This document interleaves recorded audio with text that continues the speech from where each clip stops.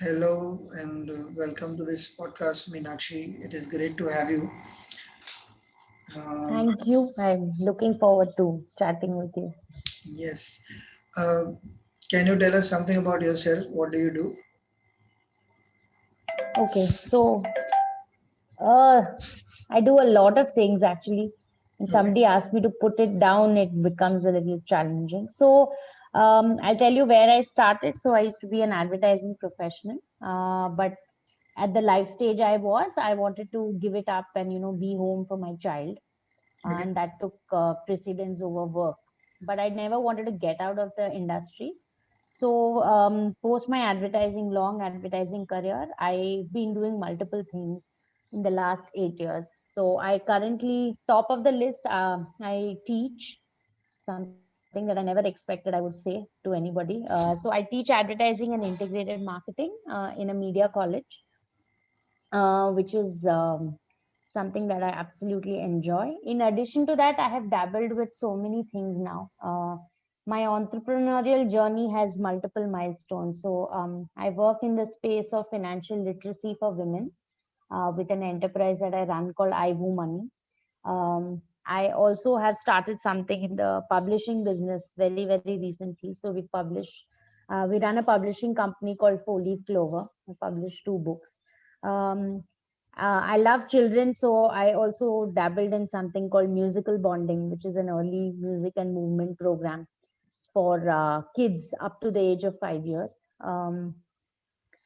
And what else do I do? Other than that, you won't believe, but I do all of this in the time frame that I'm allowed, which is till my child used to be home. So I had an active work life from 8 in the morning till 4 till when she would return, and then I would just stay home and be with her. So this lockdown has actually managed to give me a lovely space to do everything while my child is right in front of me. So those are the things that I do.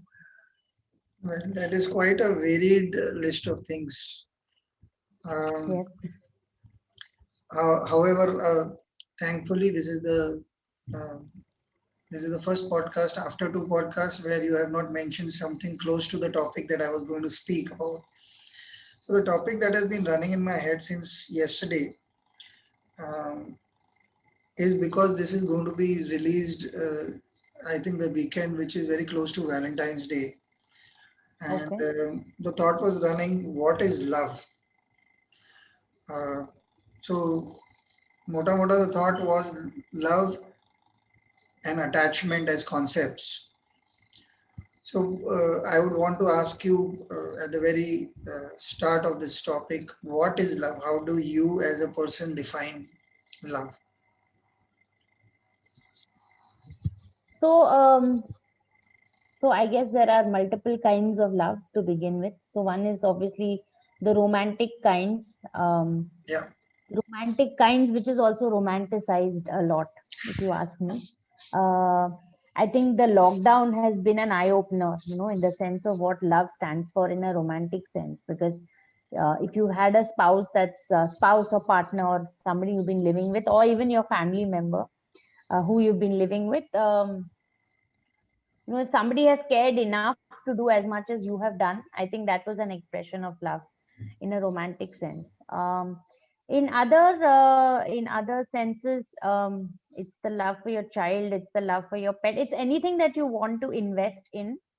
You want to invest your time, you want to invest your mind space, you want to invest resources, um, and whose well-being, I think, matters to you a lot, right? Because it somewhere gives you a sense of it gives you a role to play in some way. Like, for example, if I were to talk specifically, about my child, so yes, I do invest a lot of time, resources, but somewhere she gives me a sense of identity of one part of me, right? Of being a mother. Or now that we adopted a pet during the lockdown, and I think that has brought out some other aspect of love for me. I was never an animal person to begin with, but that pet being around has brought out a crazy side of you which you didn't exist. Which I thought never existed. So I think love in both senses is something that you want to invest your time, your mind space, and you want to give everything to that relationship. And also for a friend, right? With our friends, we tend to take them for Yeah, granted. But even for friends, there are some friends who you would really push yourself. And you express that love in multiple ways. So it's not always materialistic, but in multiple other ways, you want to show that person that you care and you're invested in them. So for me, anything or anybody or any activity. In fact, my college slogan is "Do what you love." So, ironically, so anything that wants you to, make an attempt to contribute into the well-being of that person or that activity or the pet, whatever it may be. I think that's an important part of love, and it may not always be selfless. I think. okay. Uh, Yeah, because I think you do expect stuff in return, right? So it may not be materialistic, but at least from an emotional perspective, you want that love that you give to feed back into you, because that will keep you, alive in a way, right? Figuratively alive, because the people who love you, the things that you love, and if they don't love you back, there's a sense of what do I say? There's a sense of incompleteness, maybe, right? So I think that's so love. Yes, I want to invest. I want to do things, but somewhere I think that it's not always selfless. It is a little bit selfish sometimes. You love your child for like 18, 20, 25 years, but at the end of 25 years, when they find somebody else to love more, it puts you in a situation that you're not comfortable with. So I think that's broadly what it would mean to me. okay. It's a longish answer. I have two questions. So The first question is fairly simple. You use the word invest quite a number of times. So I would want to know the reason why that specific word is my first question. The second question is something that you touched about was the ability to find some merit for yourself in the sense of uh, not being selfless about it or being right. okay with the idea of not being selfless. So that aspect I want you to elaborate a little more. So first I would want you to answer on why have you used the word invest, unless both of the answers combine at some point. No, so I'll tell you why I use the word invest is because there are certain um, relationships, like the one I share with my siblings, for example. It's a little strained one. And the reason is that, yes, I do have those feelings of love, but I just find that I don't want to invest my time and my energy and my resources and my mind space. So for me, investment is a big, as I'm growing up, I've realized that the measure of how much I love somebody or don't goes by that feeling of whether I want to put in anything into this relationship. And therefore, the word investment. And I guess, yeah, now that you mention it, the word invest itself means that I'm going to expect something from it.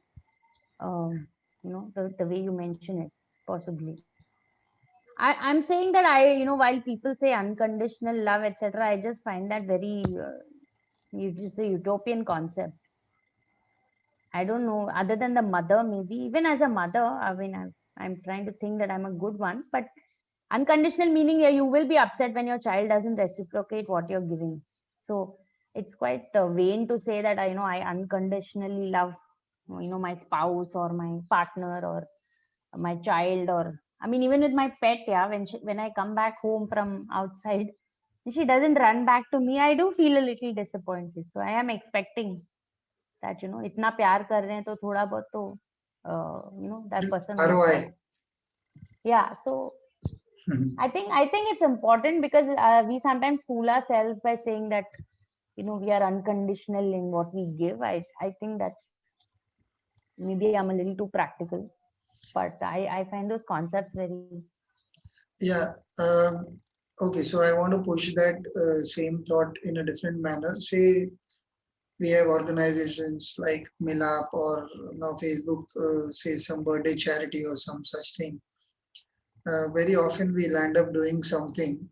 Uh, sometimes, sometimes just being there for someone in some manner. Like I have a lot of friends who do a lot of these things, and which is almost unconditional, because includes me, and I'm sure it includes you. Sometimes you just give the money, or you give a bit of your time, and just you're done with it. Say for example, if uh, there is something as simple as that, I want a parcel delivered to somebody and you're meeting me, and that person stays in your area, you say, okay, I'll do it for you. You don't think much of it, but actually you may actually land up going out of your way, or spending a little more on a cab or something like that, and not even mentioning it, and you are comfortable with it.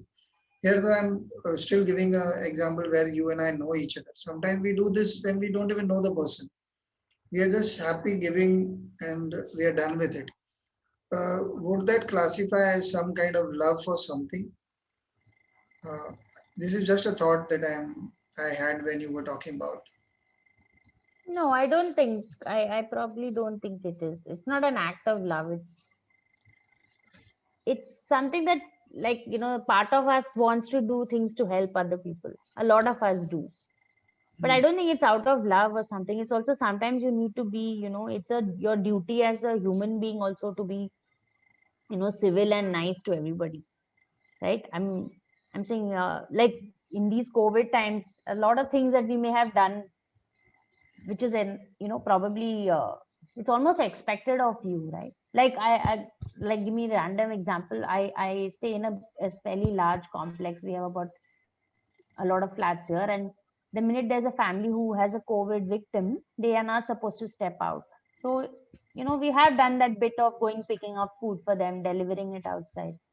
So it's not out of an act of love, but it's my basic expectation as a human being to, to, I mean, I think it's a basic duty. I And don't think it would be. suppose if I were to mention people who there are people who we read about in websites like Better India, who've planted trees for last 22 years and grown a mountain where there was none, and stuff like that. Uh, how would you see that? Because right now I really want to look at the aspect of doing something for somebody else. You're investing. If I were to take the parameters that you mentioned initially, they all fit this example that I'm trying to give. You've invested time, you've invested sometimes money, you have invested something, uh, you've taken care of that uh, tree or that land or whatever it is, and you may have nothing gain in terms of material or emotional pleasure, except the fact that you wanted to do it. Now that itself, so obviously, is a choice, and the happiness that choice brings you. But besides that, there is no other benefit that you can actually see. So Maybe not materialistic, but I'm saying that, I often, when I read about people like this, one of the things that happens to you once you start, getting older, is you start questioning your sense of purpose, hmm, right? Saying, why am I here? What am I here to do? Am I here just to earn and, go on holidays and see my child growing up? And I think that realization comes to many of us. Some people act on it, some people may not be able to act on it, or they're not probably, ready to act on it. I think the people who are doing, all these, acts of unconditional things, I think somewhere they are feeding their sense of purpose, right? yeah, Because that's again in your hierarchy, it's one of the important things, right? That's a sign of your personal growth. So I think that, it will take, maybe I'm not there yet, to be honest, but I think it takes first, a lot of jigar, yeah. I mean, I think jigar is a good word to use there. मतलब jigar होना चाहिए वो सब चीजें करने के लिए, right? barabar. I can go for a beach cleanup once, maybe, right? One Sunday I'll go, maybe two True. Sundays I'll go. But chances are that I'm not going to be the, there's a guy who's actually changed the face of the beaches. But that kind of drive and that kind of sense of purpose has to, be the overarching thought, right? Like for example, when the Save RA forests happened, and I'm sure we have a common friend, Deepa, who you are aware. So sitting in Hyderabad, she knows what's happening here, because her sense of purpose is to drive all of this.